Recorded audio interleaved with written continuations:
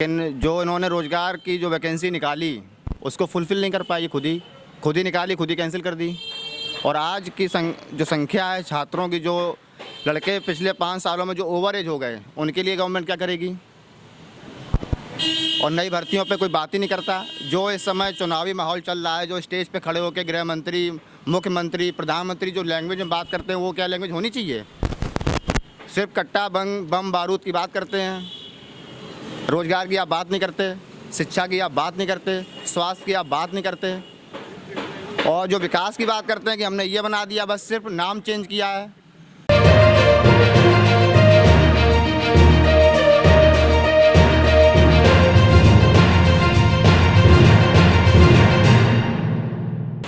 नमस्कार, मेरा नाम अश्विनी मिश्रा है और इस समय हम जानकीपुरम में पहाड़पुर चौराहे के पास मन्नत हॉस्पिटल है, उसके पास में सरजी चाय, बड़ा अनोखा नाम इन्होंने चुना है। और यहाँ पे हम चाय पे एक चर्चा करना चाहते हैं उत्तर प्रदेश विधानसभा चुनाव को लेकर के। 23 फरवरी को लखनऊ विधानसभा में वोटिंग होनी है, मतदान होना है। उस चीज़ के लिए हम यहाँ जनता से ये राय लेना चाहते हैं, हम जनता की राय ये जानना चाहते हैं कि वो आने वाले विधानसभा चुनाव में परसों 23 तारीख को किस पार्टी के चिन्ह पर अपना मोहर लगाएंगे, किस पार्टी को वो अपना वोट देंगे और क्यों देंगे, इसके पीछे उनका क्या कारण है कि वो किसी भी पार्टी को अपना वोट देने के लिए तैयार हैं। आइए हम जानते हैं कि मत किसके तरफ जाएगा। शुभ नाम जान सकता हूँ? रविंद्र प्रसाद गुप्ता। रविंद्र प्रसाद गुप्ता जी। अंकल जी, हम ये जानना चाहते हैं कि 23 तारीख को आप किस पार्टी को वोट देना चाहते हैं और उसके पीछे क्या कारण है? नहीं, आपका प्रश्न तो उचित है, किंतु मेरे मतानुसार कोई ऐसा व्यक्ति नहीं होगा जो खुलकर कहेगा कि हम इसी को वोट देंगे। दिल में कुछ दूसरी बात रहती है, जुबान पर कुछ दूसरी बात आती है। ये बहुधा देखा गया है। इस बात से मैं आपके सहमत हूं कि बहुत सारे लोग कैमरे पे कुछ और बोलते हैं और कैमरा बंद होने के बाद वो कुछ और बोलते हैं। ये तो पिछले कुछ समय से, जब से हम जनता के बीच में जा रहे हैं, ये हमने पाया है कि लोगों का मत कैमरे पे दूसरा है और कैमरा बंद होने के बाद दूसरा है। फिर भी हम ये नहीं आपसे पूछ रहे हैं कि आप किसको वोट देंगे ही, मगर आपके अनुसार वोट किसको देना चाहिए? हाँ, झुकाव जो है अभी भाजपा की तरफ है, क्योंकि उसकी जो नीतियाँ रही हैं विगत 4.5 साल के बाद, लगभग 5 साल के भीतर, उसमें देखा गया कि जो समाज में अराजकता थी, असुरक्षा की भावना थी, या एक तरह से देखा जाए तो विद्यार्थियों की कुछ समस्याएं थी, सब पर कुछ हद तक लगाम लगा है। लेकिन हमारा ये भी मानना है कि पूरी तरह से पूर्ण बहुमत की सरकार भी कभी कभी प्रजा के लिए उतनी फलदायक नहीं होती है। जैसे पूर्ण मोनार्की, एब्सोल्यूट मोनार्की में, राजतंत्र में पूरी तरह से प्रजा का हथियार प्रजा पर ही चलाया जाता है, उसी तरह पूर्ण बहुमत में भी हम बहुत समय से देखते चले आते हैं, जिनको मिला है कभी कभी प्रजा का हथियार जो है प्रजा के ऊपर ही उपयोग किया गया। तो ऐसी स्थिति न बने, सब लोग अपना स्वच्छ ईमानदारी से, चाहे जिस तरह से सरकार मिले, बनाएं। उसमें सबसे बड़ा हमारा अनुरोध तो ये होगा कि जाति धर्म को छोड़कर जितनी भी पार्टियां हैं, वो ज्वलंत मुद्दे जो हैं, जो हमारे नौजवानों को रोज़गार दे सके या उनके मन में जो कुंठा है उस कुंठा को हटाने का प्रयास कर सके, इस तरह की सरकार बनाए, धर्म को बिल्कुल तिलांजलि दे दे। जी, आपकी एक बात तो बिल्कुल सत्य है कि अगर किसी की भी पूर्ण बहुमत की सरकार होती है तो वो तानाशाह के रूप में कार्य करने लगता है। मैं आपकी इस बात से सहमत हूँ। क्योंकि कुछ लोगों ने ऐसा कहा है, और जैसा आपने कहा कि युवा जो हैं और जो विद्यार्थी हैं उनके ऊपर ध्यान देना चाहिए।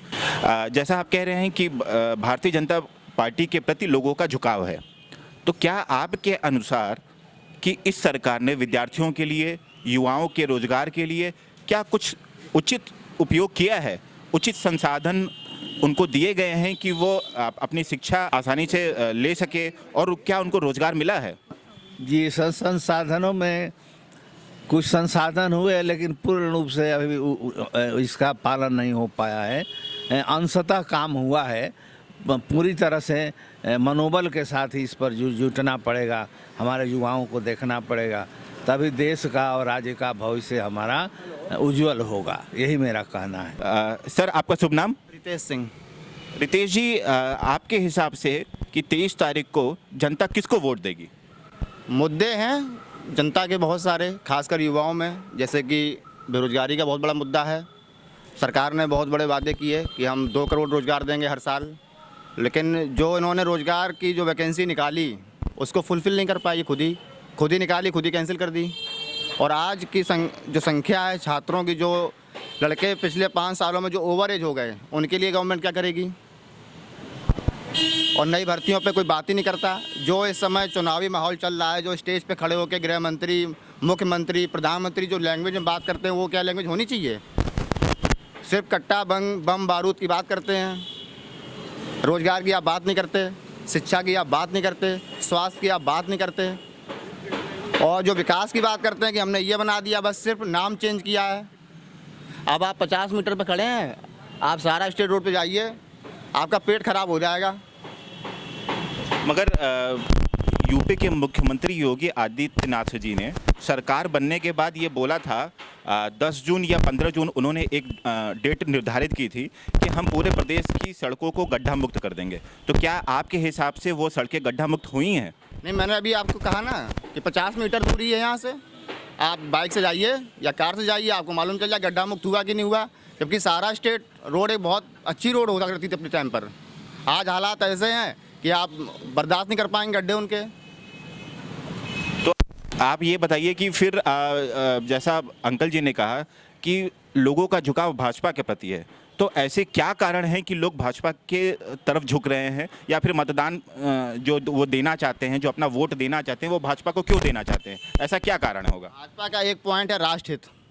जो जितना भी हिंदुस्तानी है वो सब चाहता है कि राष्ट्रहित में काम करें हम। सरकार भी ये कहती है राष्ट्रहित में काम कर रहे हैं हम, लेकिन राष्ट्रहित का काम कैसे होगा? जब आदमी शिक्षित होगा, जब रोजगार में होगा, तभी राष्ट्र का हित हो सकता है। सिर्फ मंदिर और मस्जिद को मुद्दा बना करके राष्ट्र का हित नहीं हो सकता।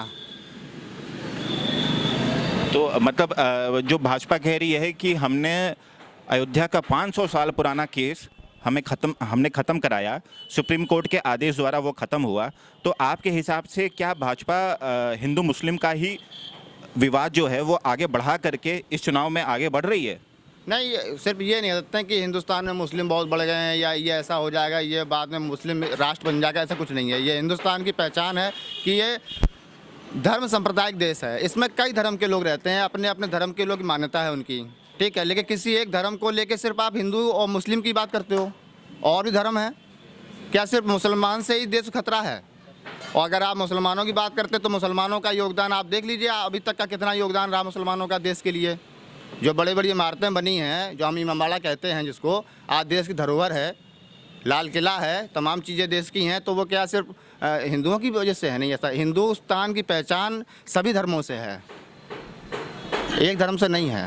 राष्ट्र में काम तभी होता है जब एक साथ एकजुट होकर देश को शिक्षित और रोजगार देंगे, तभी राष्ट्र का हित होगा। अन्यथा सिर्फ आप हमको महीने पे 1 लाख रुपए दो, मैं पूरे दिन बत्ती जलाऊंगा, मैं कहीं नहीं जाऊंगा घर से निकल के, कोई देगा? नहीं दे सकता है। हमारे बच्चे नहीं पढ़ पाएंगे तो क्या उनका आगे विकास हो पाएगा?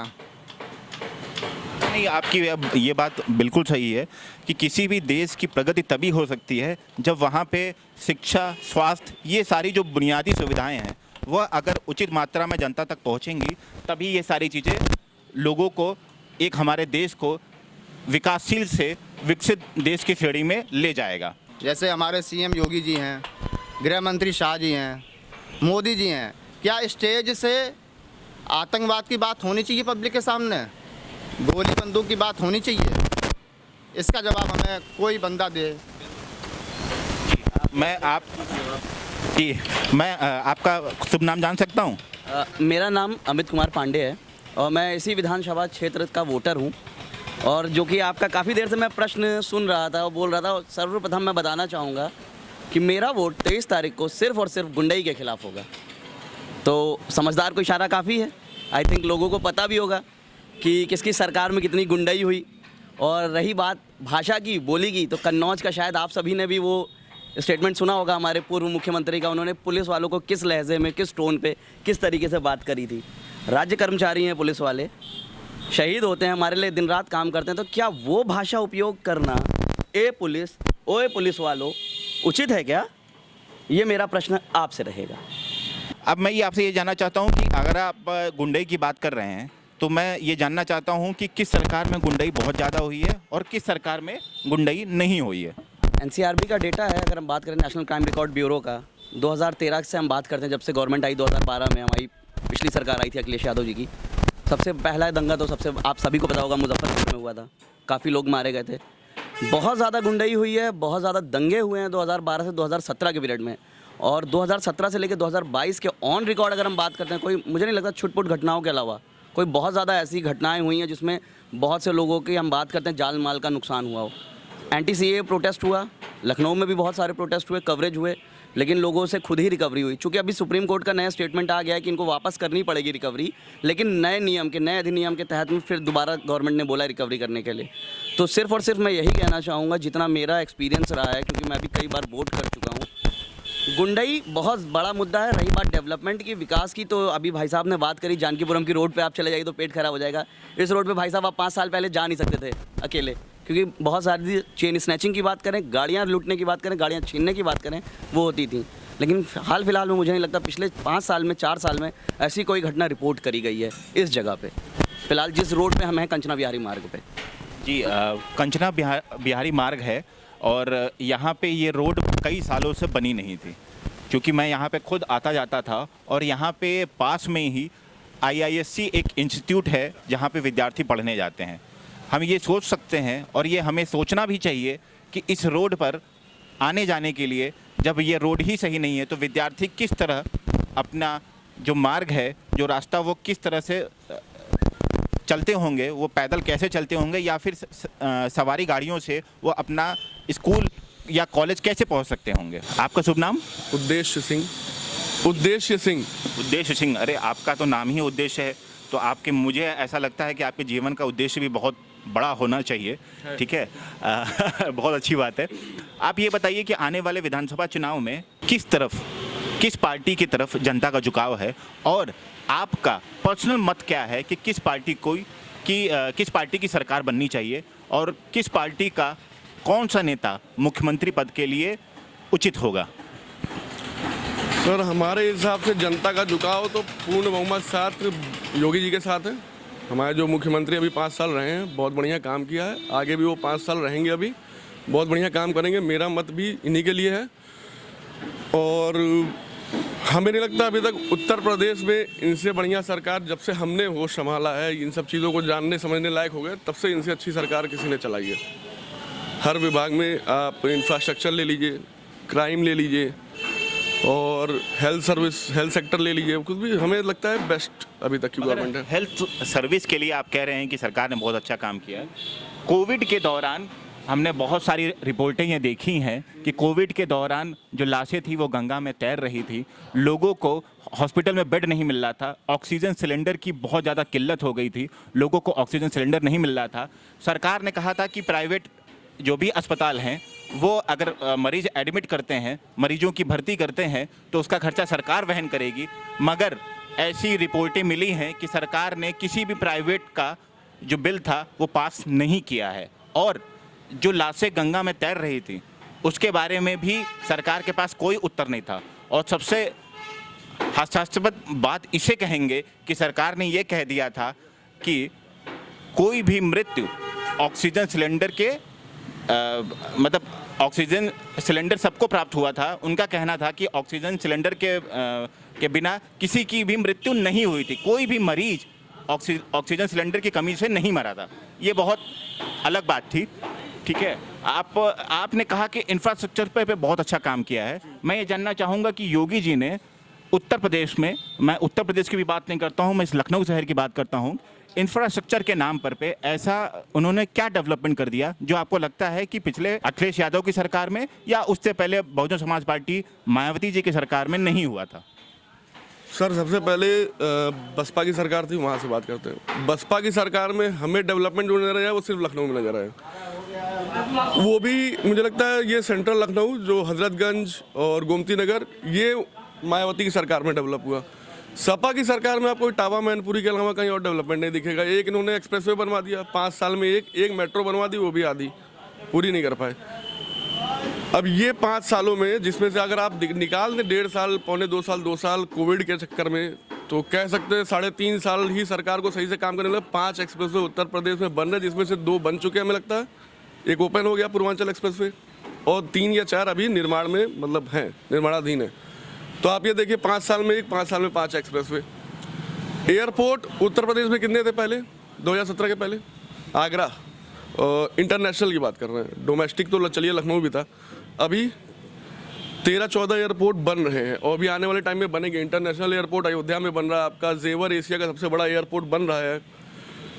तो आप देख लिए, हाँ कुशीनगर का स्टार्ट हो गया एयरपोर्ट। रोड की जहाँ तक बात है तो रोड खराब है सर, ये नहीं हो सकता कि अब 5 सालों में इतने बड़े राज्य की एक रोड चमका दें, बहुत मुश्किल है। तो मतलब आपका ये कहना है कि योगी जी ने जो पहले वादा किया था कि हम पूरे प्रदेश की जो सड़कें हैं वो गड्ढा मुक्त कर देंगे, तो इसका मतलब उनका उद्देश्य और उनका जो विजन था वो क्लियर नहीं था, वो उन्होंने बिना किसी प्लानिंग के ये बात कह दी थी? नहीं, ऐसा नहीं है।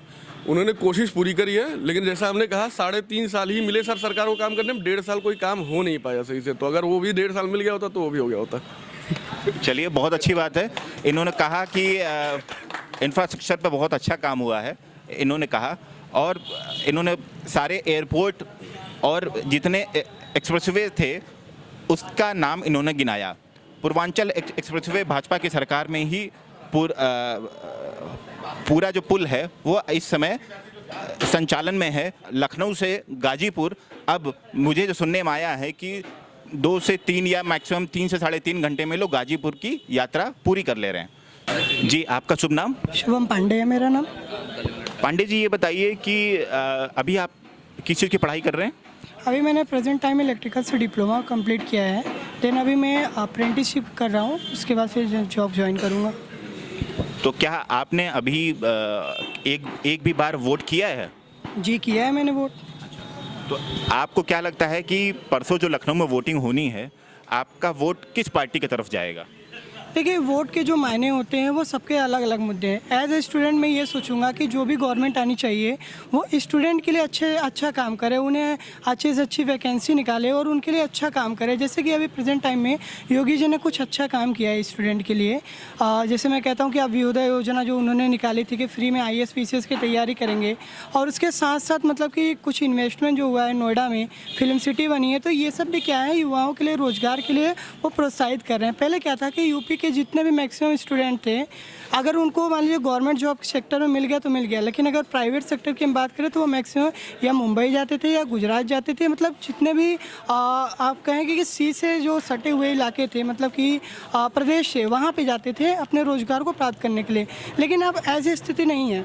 अब जैसे जैसे फॉरेन से मतलब कि इन्वेस्टमेंट आ रहा है यूपी में, वैसे वैसे सबको रोज़गार भी मिला। हाँ, जहाँ तक हम बात करते हैं कि उस स्तर पर काम नहीं हो पाया जिस स्तर पर होना चाहिए था।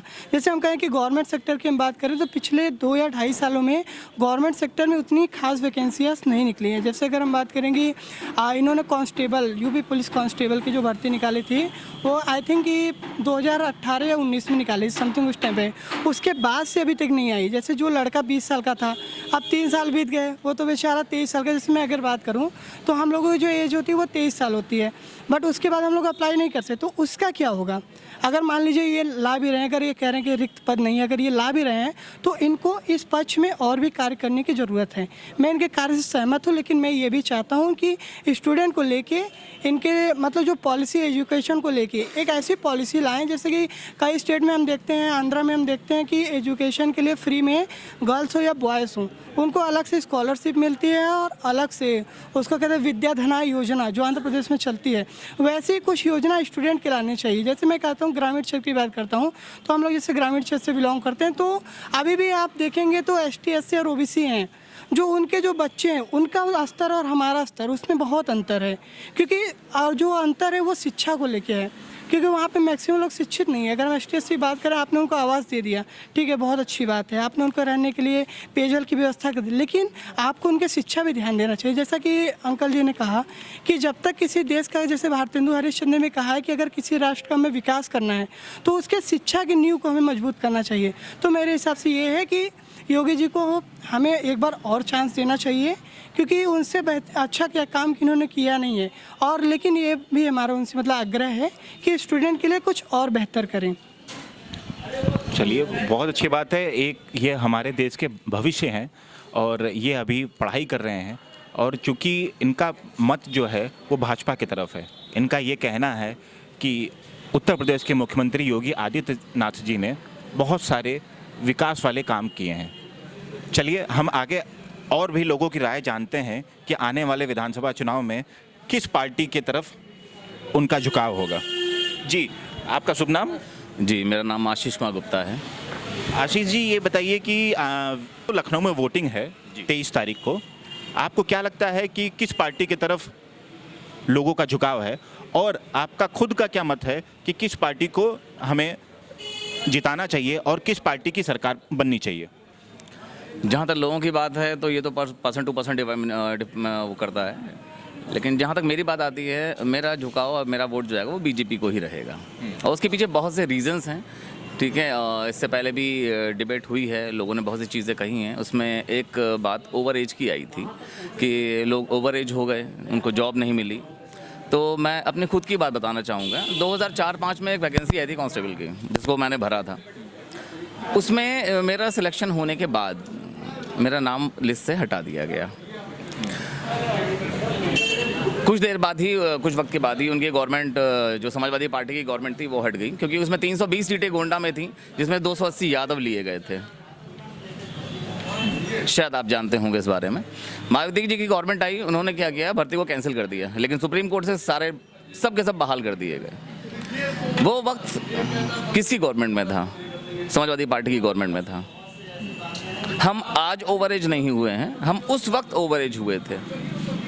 आज अगर हम जॉब की बात करते हैं तो बहुत सी बात कही जाती है कि गवर्नमेंट जॉब नहीं दे रही है, गवर्नमेंट जॉब नहीं दे रही है। गवर्नमेंट प्राइवेट सेक्टर की ओर डिपेंड हो रही है, ध्यान दे रही है। अगर आपके पास खुद की एक शॉप हो तो आप उस शॉप में 5 एम्प्लॉय रख सकते हैं, 6 रख सकते हैं। हर किसी को अपनी दुकान में एम्प्लॉय नहीं रख सकते हैं, लेकिन हाँ, आपको दुकानें ज़्यादा खुल जाएं तो शायद आप एम्प्लॉय बढ़ा सकते हैं। तो मेरा सिंपल कहने का मतलब ये है कि प्राइवेटाइजेशन की ओर जा रही है। कौन अपने बच्चे को गवर्नमेंट स्कूल में पढ़ाना चाहेगा? कोई नहीं। पढ़ाते तो हम अपने बच्चों को प्राइवेट स्कूल में हैं, शिक्षा का स्तर अच्छा रहेगा इसलिए, लेकिन जॉब मैं चाहिए होती है। मैं आपको बीच में रोकना चाहूँगा। जी, ज़रूर। आपने कहा कि कौन अपने बच्चे को प्राथमिक विद्यालय में पढ़ाना चाहता है, जी। ठीक है। अगर आप जैसे किसी भी अच्छी चीज़ से, चूँकि हम लोग को ये पढ़ाया गया है बचपन में कि किसी की भी अच्छी चीज़ों को अगर हम लेते हैं तो हमें दूसरों की अच्छी चीज़ों को लेना चाहिए, ग्रहण करना चाहिए। और किसी के हर एक व्यक्ति में कुछ पॉजिटिव पॉइंट होते हैं, कुछ नेगेटिव चीज़ें होती हैं। तो हमेशा हमें जो नकारात्मक चीज़ें हैं उसको ग्रहण नहीं करना चाहिए, सकारात्मक चीज़ें ग्रहण करनी चाहिए। मैं ये जानना चाहता हूँ कि दिल्ली में अरविंद केजरीवाल जी ने प्राथमिक विद्यालयों की हालत बहुत सुधार दी है। जी।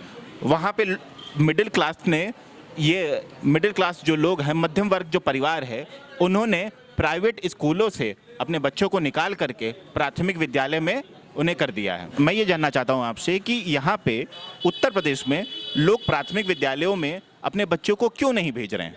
उसके पीछे एक ही बेसिक रीज़न है, वो है शिक्षा का स्तर। कि वहाँ पे जिन लोगों को जो टीचर्स के तौर पे अपॉइंट किए जाते हैं, उनका वो लेवल ही नहीं है जो लेवल प्राइवेट स्कूलों का होता है। जिस अकॉर्डिंग यहाँ पे पढ़ाई होती है और जिस अकॉर्डिंग उन स्कूलों में पढ़ाई होती है, इसमें बहुत डिफरेंस है। मेरा बस कहने का मतलब ये है कि उन स्कूलों में जिन्हें प्राथमिक विद्यालय हम कह रहे हैं, इन प्राथमिक विद्यालयों का शिक्षा का स्तर सुधारना बहुत ज़रूरी है। क्योंकि वहाँ पे जो गांव क्षेत्र, जैसे अभी थोड़े पहले एक बच्चे ने बोला कि जो गांव के बच्चे हैं उनका और शहर के बच्चों के स्तर में बहुत फ़र्क है। अभी मैं कुछ दिन पहले एक गांव में ही गया था कुछ काम से।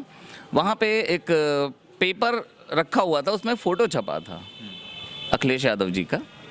उस फोटो के नीचे कुछ चीज़ें लिखी थी, मैंने पढ़ी, और वो एक्चुअली किसी रैली में तोड़फोड़ के लिए वहाँ पे लिखा हुआ था। लेकिन जो लोग अनपढ़ हैं उनके लिए वहाँ पे क्या लिखा है इससे कोई मतलब नहीं, उनको इस चीज़ से मतलब है कि हमारे साहब जी का फ़ोटो छपा है। तो ये शिक्षा का स्तर है, वहाँ पे शिक्षा है ही नहीं, और है तो काफ़ी निम्न स्तर की है, उसको सुधारने की ज़रूरत है, मेरा ये कहने का मतलब है।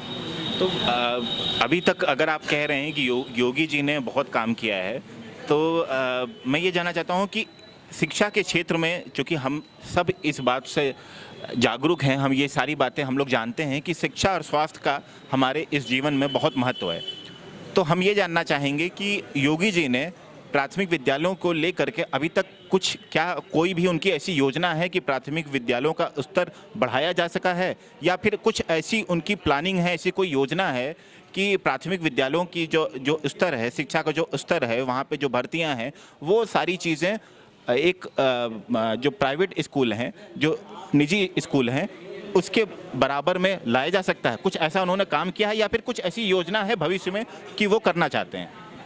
काफ़ी भर्तियां निकाली गई हैं और उसके साथ में लोगों को रखा भी गया है स्कूलों में।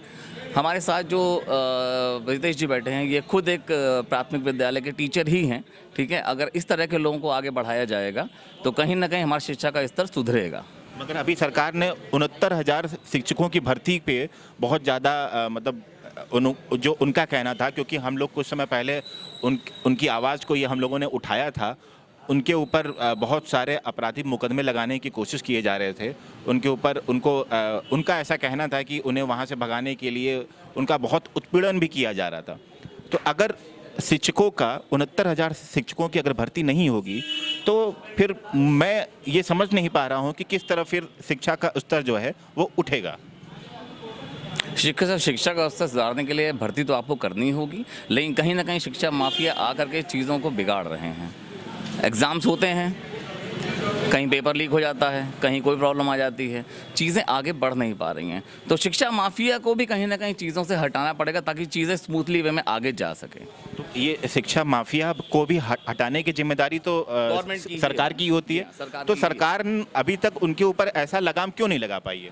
शिक्षा माफिया की कोई गिनती नहीं है कि मेरे सामने आप बैठे हैं, आप शिक्षा माफिया हैं या कोई और है।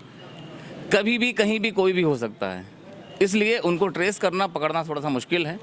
काम किया जा रहा है उसके ऊपर, गवर्नमेंट कर रही है, और हमको उम्मीद है कि गवर्नमेंट इस काम में सफल होगी।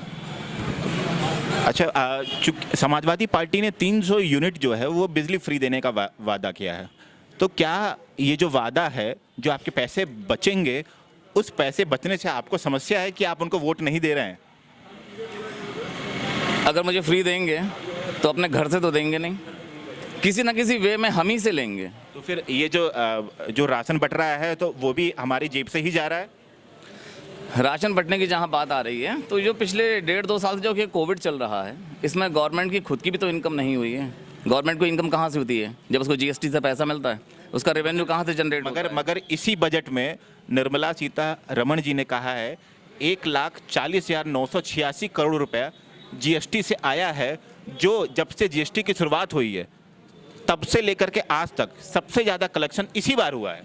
अब उनके डेटा का तो मुझे फिलहाल क्लियर नहीं है, और ना ही मैं एक प्राइवेट जॉब करने वाला इंसान हूँ, तो ना मैं इतना टीवी देख पाता हूँ ना और कुछ।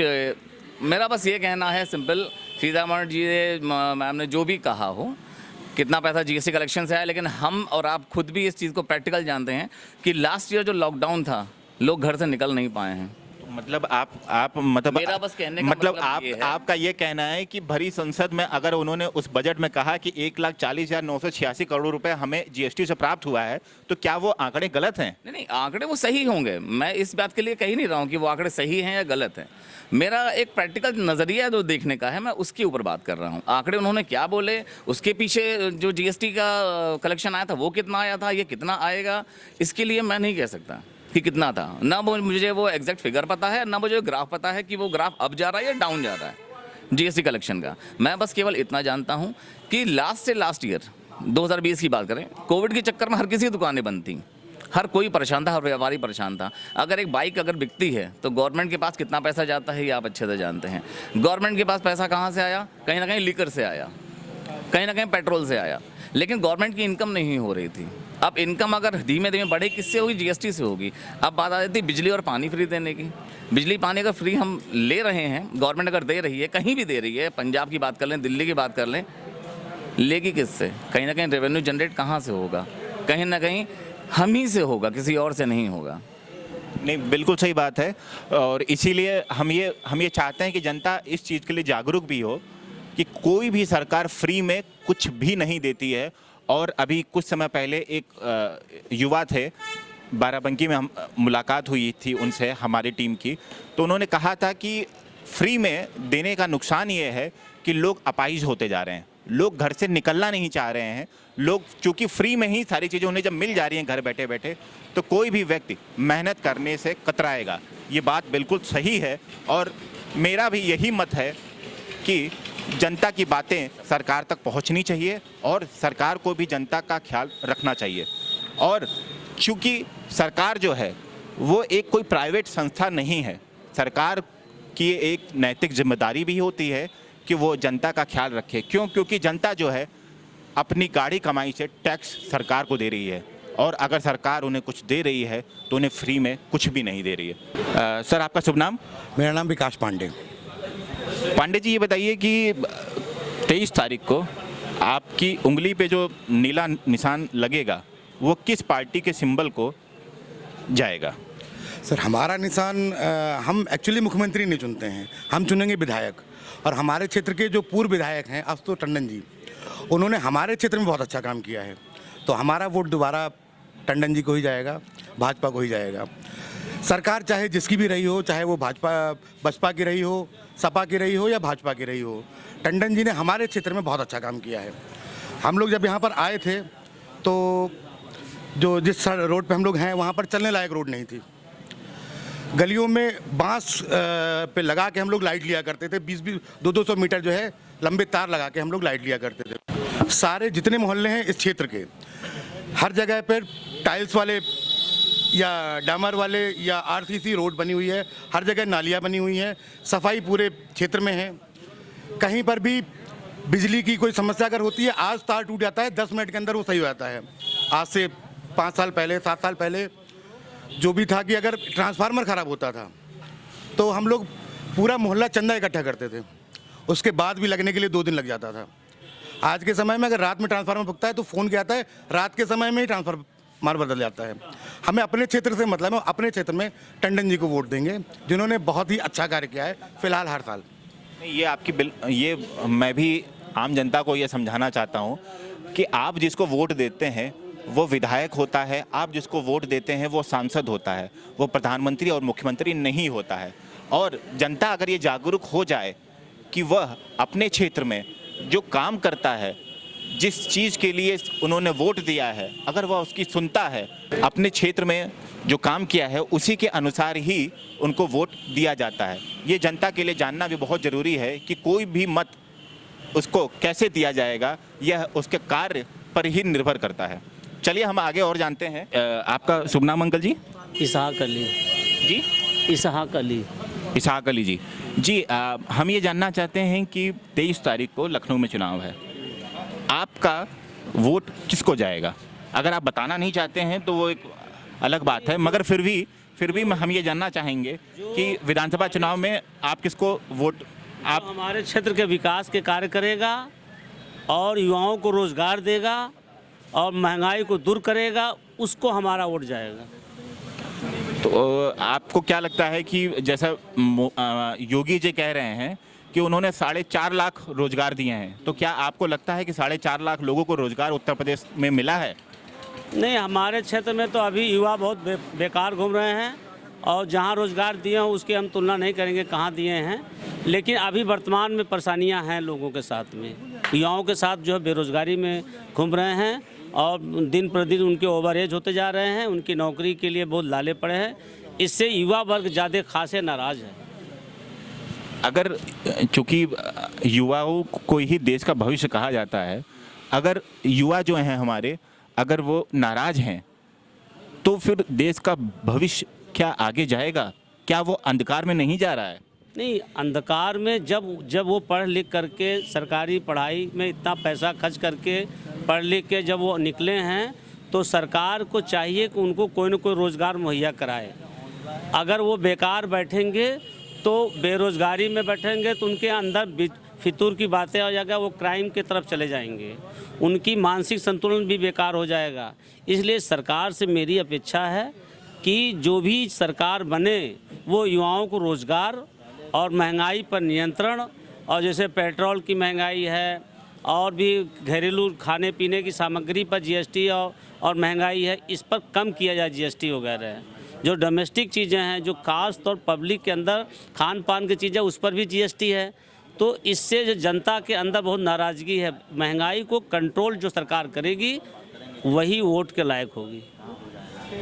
सही बात है कि जैसा यहाँ की जो जनता है, और चूँकि पेट्रोल का जो दाम है वो बहुत ज़्यादा इस समय आसमान छू रहा है। अगर हम तुलना करते हैं तो 2014 के पहले 75-76 रुपये पर लीटर जाता था, 71 रुपये जाता था, जैसा अंकल जी बता रहे हैं। इस समय सरकार ने पेट्रोल के दाम कुछ 4 या 5 रुपये कम किए हैं। तो आज ही मैंने 99 रुपये में पेट्रोल अपनी गाड़ी में फिल कराया है। तो पेट्रोल डीजल के दाम जो है उनके आसमान छूने से जो सब्जियां हैं वो महंगी हो रही हैं। बाकी आप तेल लेंगे, सरसों का तेल भी बहुत महंगा हो गया है। मतलब किचन का जो बजट है वह बिगड़ रहा है। अंकल जी, हम ये जानना चाहेंगे कि जैसा आप कह रहे हैं कि महंगाई, बेरोज़गारी, क्या इस सरकार ने इन दोनों मुद्दों पर कोई काम नहीं किया है? नहीं, हमारा उत्तर प्रदेश की सरकार बहुत अच्छा है, लेकिन सेंट्रल गवर्नमेंट के जो नियंत्रण की सामान है उसमें कोई भी सामान की उन्होंने जीएसटी लेस नहीं किया। वो महंगाई पे सेंट्रल गवर्नमेंट का डिपेंड होता है। जब सेंट्रल गवर्नमेंट महंगाई पे नियंत्रण करती है तो स्टेट ऑटोमेटिक कर लेता है। तो उत्तर प्रदेश सरकार के अंदर कोई कमी नहीं है, ये सेंट्रल गवर्नमेंट की सारी कमियाँ हैं। सब सेंट्रल गवर्नमेंट ये जो महंगाई बढ़ा रही है वो सेंट्रल गवर्नमेंट की कमी है। मगर योगी जी का कहना है कि वो प्रधानमंत्री मोदी के ही मार्गदर्शन में सारा कार्य कर रहे हैं। तो क्या उन्होंने ऐसा कोई मार्ग नहीं दिखाया है योगी जी को? नहीं, योगी जी अपने जो उनके जो सेंस है, जो अपने दिमाग से प्रदेश की प्रगति के तरफ हैं, लेकिन जो होना चाहिए वो दिखाई नहीं दे रहा है। और जनता को जो है, जनता आजकल वो चाह रही है कि महंगाई को नियंत्रण में किया जाए, कि जो गरीब तबके के लोग हैं उनके ऊपर दाल, कड़वा तेल और भी खाने चीज़ें की सामग्री इतनी महंगा हो चुका है कि उनका जेब अलाउ नहीं कर रहा है, और इसमें बेरोज़गार हो चुके हैं। तो उनके पास पैसा भी नहीं है कि उतना महंगा सामान खरीद के अपने परिवार को चला सकें। इसलिए सरकार को चाहिए कि सबसे पहले युवाओं को रोज़गार दे, जो कमाएं, अपने परिवार को चलाएं। और दूसरी, महंगाई पर नियंत्रण, जो गरीब तबके के लोग हैं वो उससे आच्छादित हों। लेकिन ये सेंट्रल गवर्नमेंट की कमी है। सेंट्रल गवर्नमेंट ही सब नुकसान कर रही है प्रदेशों में। उनके जो मंत्री हैं वो कभी सर्वेक्षण नहीं करते हैं। महंगाई के कंट्रोल सेंट्रल गवर्नमेंट का दिन आता है। चलिए, ये तो खैर चूँकि आपके हिसाब से सेंट्रल गवर्नमेंट नहीं काम कर रही है, तो सेंट्रल गवर्नमेंट का जो वोट देने का जो समय है वो तो 2024 में है। फिलहाल हम उत्तर प्रदेश में ये जानना चाहते हैं कि आपके हिसाब से किसकी सरकार बननी चाहिए? ये तो जनता तय करेगी, हम किसी विषय में नहीं बता सकते। तभी आपका खुद का मत क्या है कि किसकी बननी चाहिए? इस बार में बहुत कम कांटे की लड़ाई है, किसी की तरफ हम जा नहीं सकते हैं कि यही सरकार बना लेंगे। जो जनता का फैसला होगा वो सामने 10 मार्च को आ जाएगा। कांटे की टक्कर है। कांटे की टक्कर किन लोगों के बीच में है? 2 पार्टियों में, एक समाजवादी पार्टी और एक भाजपा। समाजवादी पार्टी और भारतीय जनता पार्टी के बीच में टक्कर है, ऐसा अंकल जी बता रहे हैं। और ऐसा बहुत सारे लोग भी कह रहे हैं कि विधानसभा चुनाव में अखिलेश यादव का जो सीट है, जो उनका वोटिंग परसेंटेज है, वो भी बढ़ेगा, भाजपा की सीटें कम होंगी। नमस्कार, मैं हूं देवकीनंदन मिश्रा। आप देख रहे हैं पब्लिक न्यूज टीवी। अगर आपको हमारा ये वीडियो पसंद आया हो तो इसे लाइक करें और ज्यादा से ज्यादा लोगों तक शेयर करें। हाँ, एक बात और, हमारे इस चैनल को फॉलो करें, सब्सक्राइब करें, ताकि जैसे ही हम कोई नया वीडियो डालते हैं सबसे पहले आप तक वो पहुंचे।